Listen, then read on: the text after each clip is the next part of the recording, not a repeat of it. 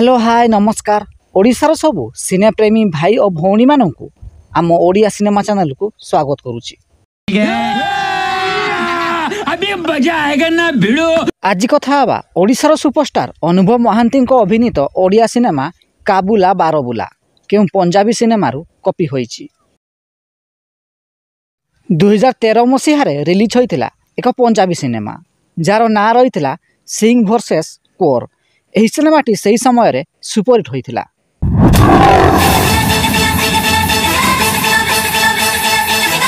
एहार 4 वर्ष पर अर्थात 2017 मसीह रिलीज होइतिला ओडिया सिनेमा काबुला बारबुला।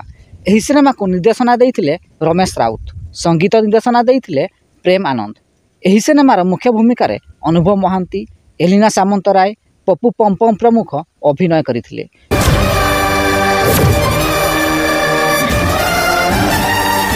जदि वीडियोटी पसंद आसता है तेबे लाइक शेयर और चैनल टी को सब्सक्राइब करंतु।